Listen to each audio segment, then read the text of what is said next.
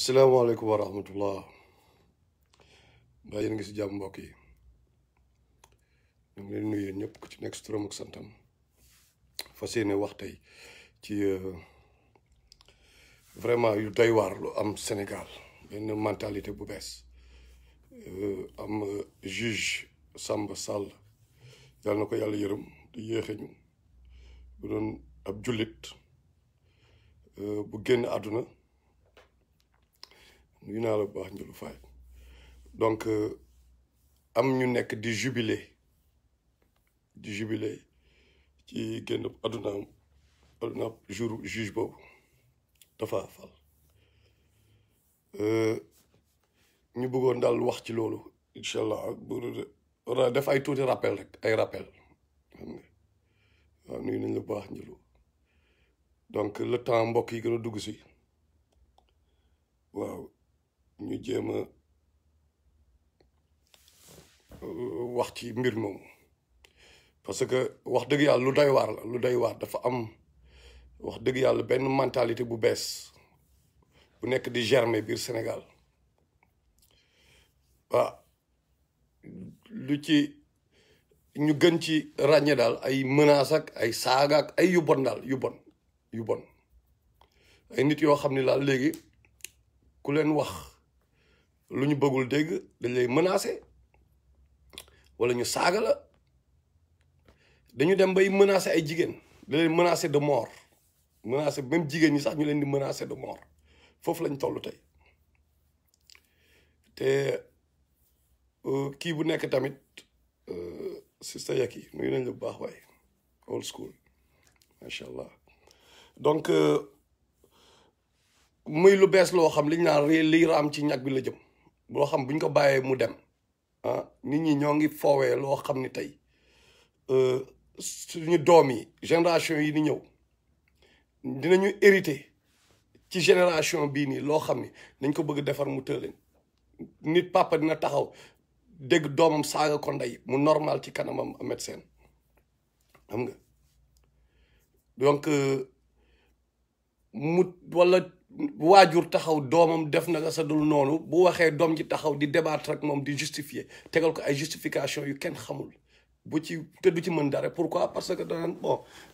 mais yàgg na société bi à force de vivre le mal il finit par être banal et l'âge bas lu dëgg donc foofu la problème moo tax il faut nit yi jóg ci li am Sénégal instant bi di jóge ci yenn waa Pastef yi peut-être nag du ñoom ñëpp peut-être mais quand même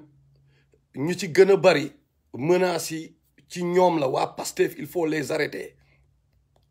te bu ñuy wax du nga wax sax ay Pastefien lambda bi mais leaderu Pastef yi ñoom lay njëkk a waxal à commencer par Ousmane Sonko lépp moo ko fi indi parce que bi xale yi commencé di saaga di def naka sadul noonu insisté wuñu taxaw dégguma leen sax ñu wax mais insisté wuñu te wax ak ni ñuy def di wax ak Macky Sall wala di wax ak keneen ku def naka sadul noonu ñuy dénoncer Assemblée nationale pourquoi defuñu noonu taxaw dénoncer ñoom seen nit yi biñ commencé jalgati bi seen nit yi commencé saaga ñëpp ñi bon ñi nga xam ne tey ci ay saaga lañ leen xamee ci ay sàcc oto États-Unis nga leen di woowee ay patriotes ci lu bon lañ leen xamee ñooñu ñëpp tey Ousmane Sonko la ñuy jàppale xoolal ñi gën a doy waar ci réew mi tey jii Ousmane Sonko la ñu nekk ci ginnaawam la ñu nekk politiciens yi gën a nekk escroc biir Sénégal ñoo ngi ci ginnaaw Ousmane Sonko gis nga événement au lieu ñu xool dëgg bi non dañuy jéem a capitaliser parce que Ousmane Sonko mooy ki siw waaw donc ñoom mësuñu taxaw ñun ni ñu doon waxee fële ñu taxaw ñu ne non nit ñi da ngeen di ànd ak ñun d'accord mais du ñu ànd ak kenn ci fen defuñu loolu non dañ au contraire dañ doon bàq ci benn affaire da ngay wax ak ñoom sax ñu naan la waaye gars bi dafa doon déconné booy di jaay kii mais rek booy passé fi ñëw dal ci kawam loolu lañ commencé dañ doon auto glorifié wu ci action wu booy Pastef fii léegi nag ñu dem nag ba maa ngi gis Thierno Bocoum benn politicien mu def benn sortie di ci terrorisme bi am ci réseaux sociaux yi jóge ci waa Pastef waaw mais ma ni ko mais Thierno Bocoum keroog da nga dem soutenir Ousmane Sonko taxawoo au moins nga neutre nga ne na justice def liggéeyam wala kii mais yéenay encouragé yooyu mën leen encouragé yooyu ba pare ngeen ñëw affaire bi dem ba ci biir nga gis peuple bi commencé na fipp tuuti ngeen ni non te ñu taxaw bàyyi leen seen affaire politiciens yi di jëm a nax peuple bi bàyyi leen yooyu da ngeen di liggéey ci dëgg grand Jean Mendy nuyu naa lu baax waaye dañuy kii ci loolu tey jii léegi ñu wax ci li am tey yàlla dafa wax bon mooy suñu borom moo ñu créé dama xool benn aaya bu nekk suuratul Baqara avant may ñëw foofu sax xam nga li ma njëkk a jaaxal mooy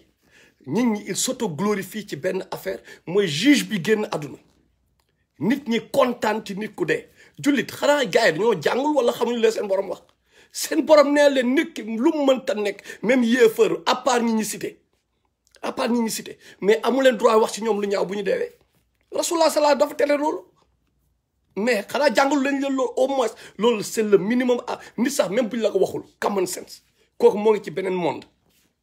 mais le minimum mooy au moins ngeen nekk nit mais non mais c'est bien ngeen daan waaw ndax di wax affaire mystique lan moom ngeen kañ la jullit daan toog que ça soit jullit wala yéefar chrétien du ma wax yéefar sax chrétien laay wax bien sûr pour nit ñi comprendre rante parce que ñun ñëpp a bokk quand même ay nit yu ay juifs yi chrétiens yi ak musulmans yi ñoom ñëpp am nañu livre quand même bu jóge ci yàlla n'est-ce pas donc kañ la nit boo xam ne moo ngi xool livre saint di ci kii kañ la daan nangu mais xërëm di am doole ci amin ñuy yëkkati xërëm quoi mais nit ñi dañoo bàqoo léegi li nekk Casamance seen bois sacré yooyu ngeen di bàqoo yéen jullit yi da ngeen di ñëw parce que seen benn ennemi benn kii dal na ko mais ngeen kontaan ci naan waaye gars yi mystiquement lañ ko atteindre sénégalais xoolal leen seen bopp boo leen toogee ba yéen ay seetkat nekk en direct à la télé di seet dérangé wu leen kenn waxu ci wallahi y a un problème ngeen dafay donc yéen ay Macky Sall ak ay Ousmane Sonko ñooy seen problème non Sénégal ñun ñooy suñu propre problème suñu rapport au divin la ñu war a xoolaat yàlla moo ngi génn surtout Baqara lan la verset 30 lan la yàlla wax mu ne wa iz qaala rabbuka lil malaikati inni jaailun fil ardi xalifatan mu ne dafa dajale malaaka yi mu ne fàttaliku leen bi seen borom waxee malaaka yi dafay créer benn vicaire benn xalif benn commandant benn président benn empereur benn dirigeant pour la planète Terre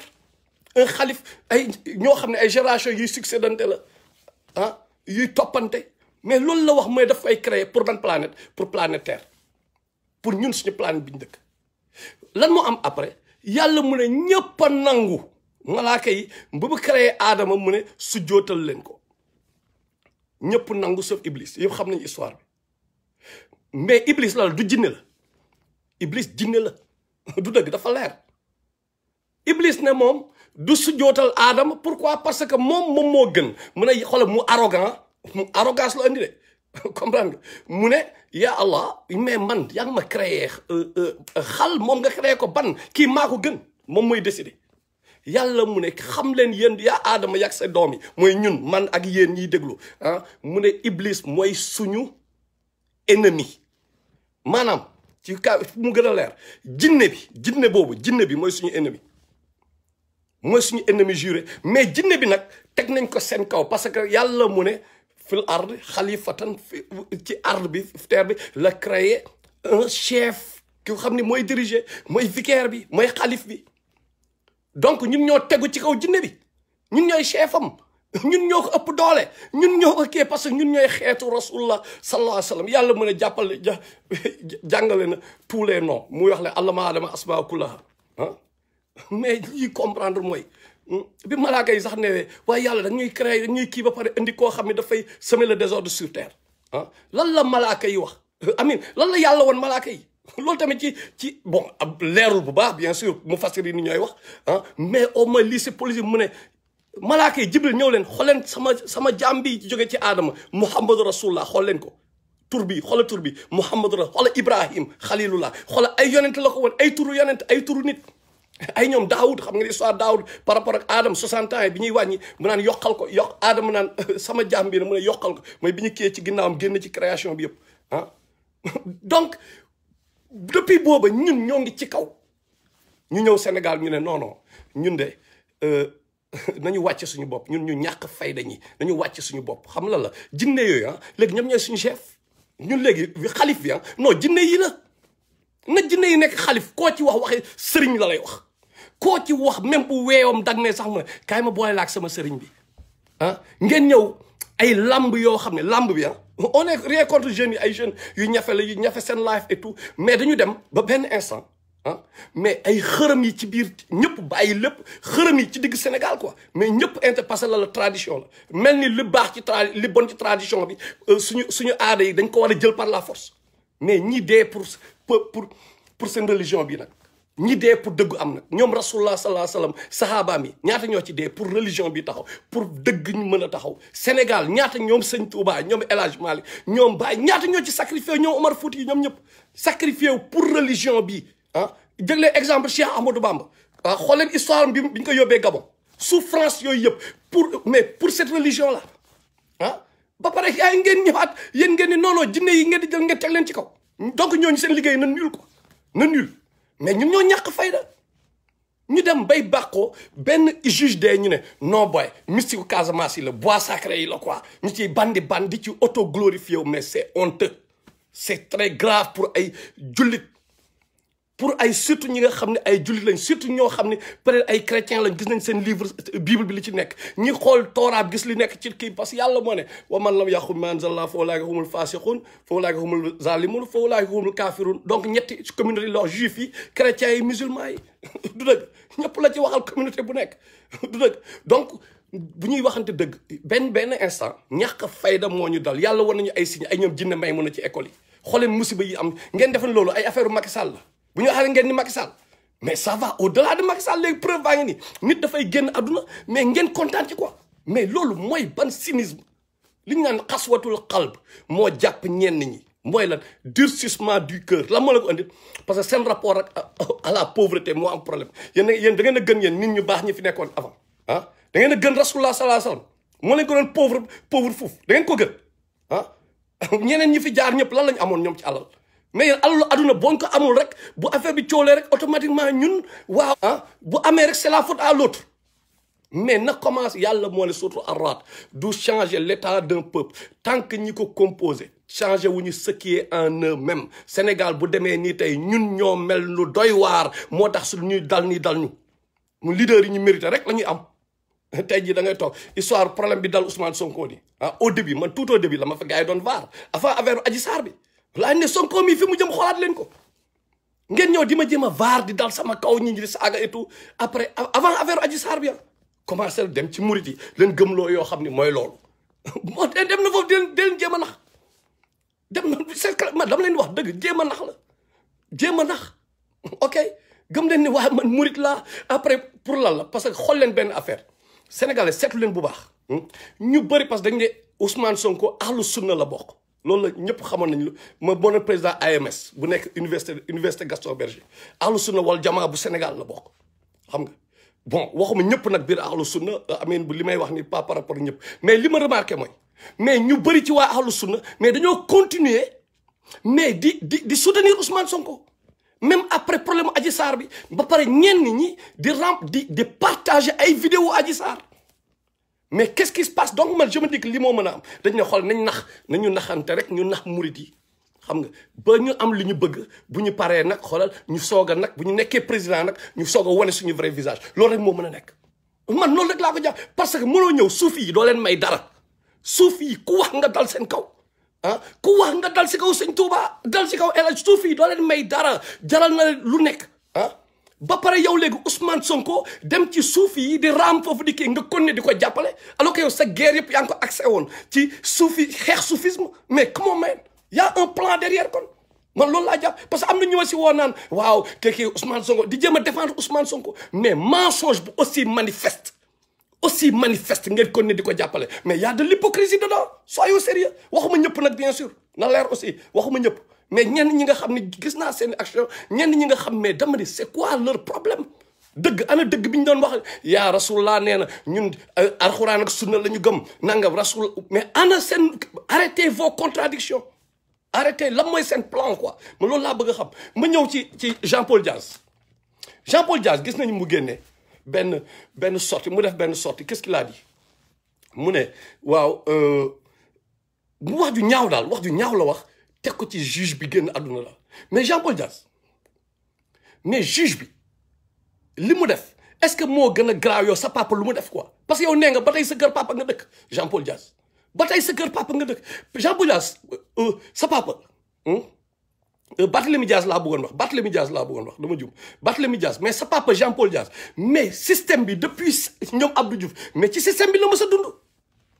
ci système bi la mës a dund Barthélémy Diaz donc yow est-ce que am nga pour xas benn juge boo xam ni dafa ñëw laaj nañ Khalifa Sall mu wax li mu wax ils ont tous prêté le flanc ñoom ñëpp yéen Sénégal yéen a fi taxaw kat bi démb di fi créer Karim Wade nañu waxante dëgg après bi ñu ko jàppee ngeen commencé naan dañ koy soutenir li indi woon même Jean-Paul Diaz bi ah yéen a ko dégg à la télé mel ni yàlla mooy di jëfruloo mu ne nañu waxante dëgg xam nga ñun nag policier dañoo xaw a doy waar mu ne nous savions que déggu leen bu baax de Abdoulaye Wade avait droit à un 3e mandat déggu leen bu baax Jean-Paul Diaz mooy 2STV yéen image bi ku ko yor na ko partagé s'il vous plaît mu ne ñoom xamoon nañ ni bi ñuy rey ñoom Mamadou Diop moom bi muy rey Ndiaga Diouf ñoom xamoon nañu ne Abdoulaye Wade avait droit à un 3e mandat donc ay boy Colobane policier boobu ñu rey Colobane ñoo ñëpp donc dañoo dee en vain comme tey jii ni Ousmane Sonko ni mu woowee mortal combat xale yi dee nii ba tey mu nekk di rester impuni nii ñu war a bàyyi noonu daal mu jàll noonu mais ñun duñu bàyyi mu jàll loolu moom parenthèse la duñu mës a bàyyi mu jàll loolu day il faut am ko fay pour xale yi dee dinañ ko topp ba fin mais bu ñuy lu ñu mënta def nañ ko ci def pour yëngal te nañ ko yëngal topp ci teg pression ñi xaw ma kan mooy nekk président 2024 xaw ma mais loolu moom ça va pas rester impuni parce que da ngeen ko tàmm chaque fois ngeen koy def depuis booba ngeen di rey Sénégal yi rek rey xale yi nga xam ne seen yoon nekk ay xale wu 17 ans 16 ans ndax votre égoïsme politique donc Jean-Paul Diaz nga ne yow sa kër papa nga dëkk ba léegi mais sa papa mais bu nekkee juge boobu dafa bon mais sa papa moom il collabore avec Macky Sall directement mais dama régler loolu am na yoo xam ne da nga war a noppi Barthélémy Diaz et puis nit ki bu génnee àdduna mu nekk jullit benn instant da ngay appliquer lakum diinukum wal yadin bi ñun amuñu droit wax ci un mort chrétien mënuñu wax dara lu ñaaw ci moom parce que suñu yonent jàngaluñu loolu suñu yàlla waxuñu loolu chrétien bi bu génnee ak lu rafet la ñuy wax wala ñu noppi mais yow lan moo la may léegi fitu ngay wax su benn jullit génn àdduna nga ciy dugal sa làmmiñ boo xam ne yow man par rapport sama religion yow ignorant nga parce que xamoo la sama yonent wax Samba Sall boobu bi génn àdduna xamoo lan la yonentam wax lan la yàllaam wax ci alxuraan parce que du sa religion pourquoi nga ciy juger te nga xam ni yow dangaa utiliser xaalisu askan wi xam nga affaire littoral yooyu ñuy wax littoral bi ñuy kas affaire mais Jean-Paul Diaz Barthélémy Diaz ñaata suuf nga jaay loolu yëpp nañ ci ñëw après incha allah ok donc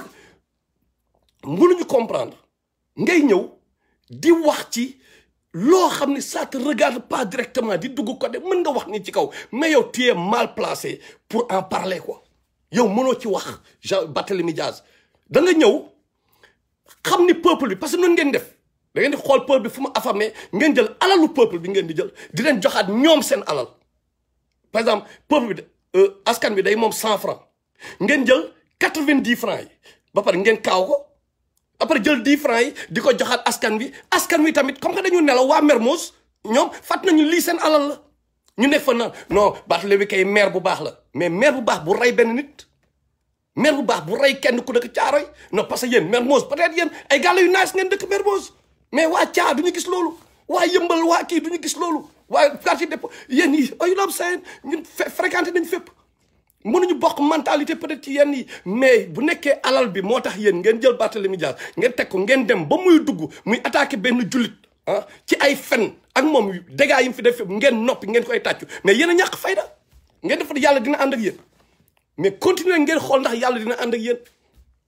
musiba yi am Sénégal yëpp parce que nit ñi ñooy toog di seetaan nit ñi ñooy toog di jël dëgg di ci dëgg seen tànk tey jii kenn ñemewul wax dëgg kenn ñemewu fi wax dëgg tey jii biir Sénégal ku wax dëgg dañoo ragal waa Sonko yi mais yéen xanaa ay tàppe lan mooy seen problème waa Sonko yi ñooy ñan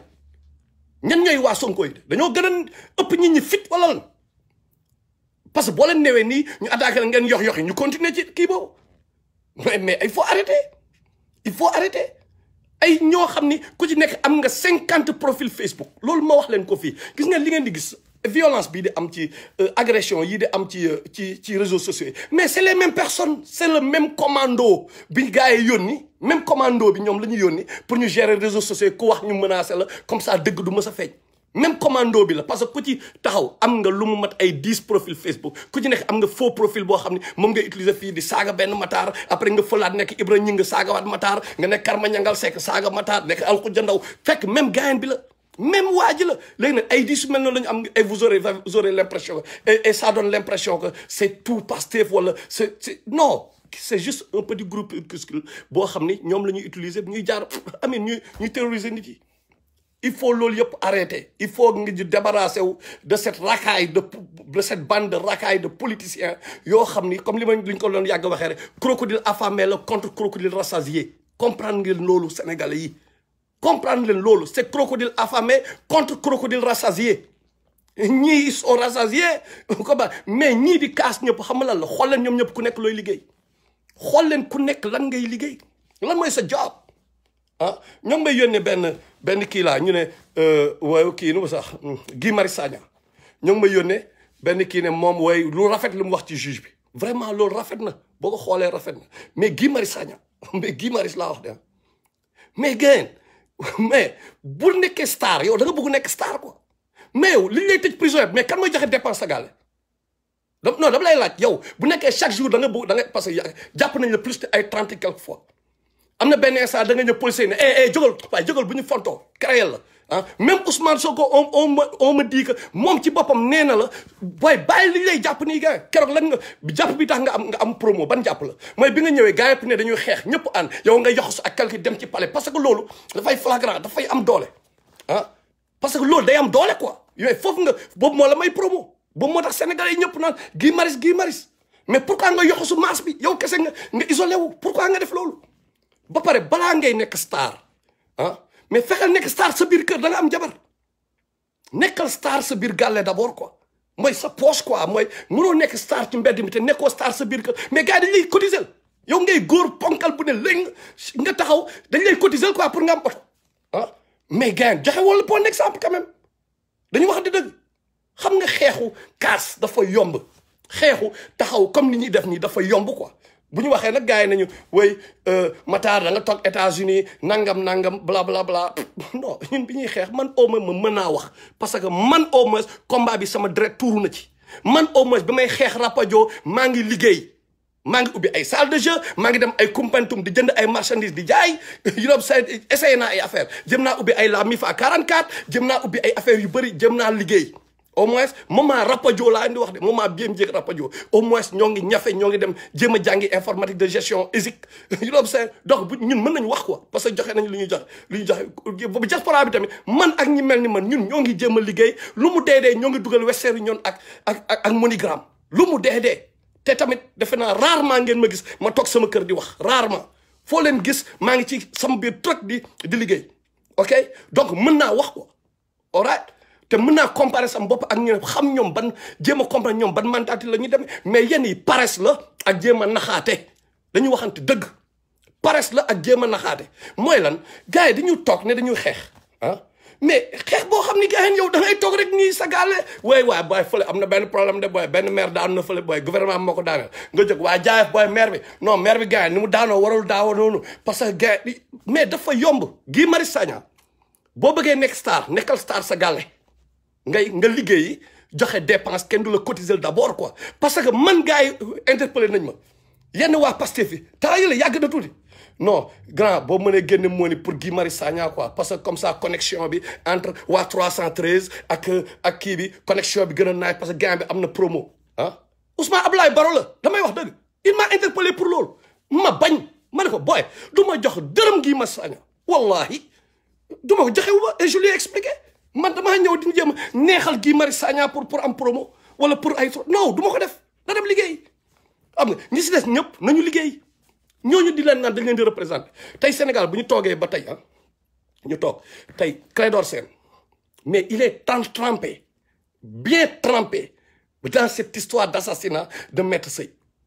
ba tey leerul xamuñu kan moo rey Maître Sèye mais gars ba mooy di diriger quoi bay dem ay Touba xaw ma lan di jéem a naan daf fay jéem moom mooy diriger ko ba am fit non fit bi laa wax sax fit bi quoi parce que sëñ Mountakha du rejeté kenn day naan ñëpp njabootam lañu c'est clair mais ñoom fit bi ñu am quoi ay Assane Diouf boy saaga ci saaga boy nga amee promo Assane Diouf si saaga lañu la xamee mais Assane Diouf boobu moom mooy ñëw mais di diriger ay xeex ah ay yeneen booy yoo xam ne bi gars yi di jàngiwuñu jànguñu alxuraan jànguñu école ay jànguñu dara you know what I'm saying mooy defuñu effort boobu noonu mais ñooñu ngeen bëgg ñu nekk ay modèle pour seeni doom comme ça seen doom suba bu ñu kiil boo leen waxee seen doom yi ne mais papa man jarul may jàng parce que star diw léegi député la parce que ñu si gën a bëri kaal ñu waxante dëgg lan mooy seen problème que ça soit diaspora bi ak ñu bëri ñu nekk Sénégal gars yi États-Unis France surtout Europe dafa dëgër léegi immigré yi daawuñu toppatoo affaire politique Sénégal immigré yi li ñu daan def mooy solo ba rafet ñëw Sénégal takk seen chaîne or yooyu dosé tabax seen i kër yéen a ngi fàttaliku Modou Italie ak seen cuir yooyu ci naaj bu tàng bi yéen a ngi koy fàttaliku right loolu la immigré moo doon mentalité immigré yi mais depuis quelque temps bi Europe commencé éclater bi adduna bi Sénégal gën a ngeen gis ñu bëri lan lañ jël léegi mooy nañ def politique ku nekk di ut foo langaamu ku nekk ut foo la léegi nag fan lañ ko basé ci dénonciation toog sa gàlle teg sa téléphone you know what I'm saying pour lan ëllëg nga mën a nekk député Pastef wala nga nekk député APR wala nga nekk député fenn ñu ci gën a bëri du ñëpp nag bien sûr du ñëpp bien sûr yaa des beaux patriotes xam na am na ñu ma ci xam comme mais pour la ñii di ñëw di dóor ay déclaration incendiaire ñu ci gën a bëri 99% mën naa ko wax lan la intérêt personnel dong la dafa mel ni ñooñu nekk Sénégal amuñu liggéey mais gars yi yéen lan ngeen bëgg mais ñooñu dañ bëgg nekk ay député dañ bëgg nekk ay ministre tey ñoom Guy Marius Sagna comment mais daf ci am intérêt aussi quelque part bon c'est normal bu nekkee mën na dem xeexal nit ñi c'est normal c'est bon mu xeexal nit yi xam nga ma la mais quand même joxel le bon exemple quoi parce que bu dul loolu nii ñu daloon ci yeneen gars yi ñoom Souleymane Jules Diop ñoom Latif Coulibaly loolu moo ñuy dalal gars yi dañ leen di xeexal après ñu nekk ministre ñu fàtte leen comme gis ngeen exemple bi fii la amee seen kanam ana Souleymane Jules Diop ana yeneen gars yi ana ñoom Alioune Tine ak yooyu ana ñoom Alioune Tine tey ana ñu mais bu 2012 bi ñuy xeex Ablaye mais ñoom ñoo fi nekkoon gën ci arrogant gën ci am gën a mën a kaas ñëpp mais bi ñu kaase woo déggaat nga leen ñu wax nit bu nekkee dëgg ngay xeexal ak foo mënta nekk bu fen taxawee di nga ko xeex parce que daf lay déranger doo mën a ànd ak fen wallahi laa wax mais ñoom ñëpp dañu toog ñu noppi léegi ngeen bëgg yéen chaque fois même chose di am chaque fois ñu naxee même nax bi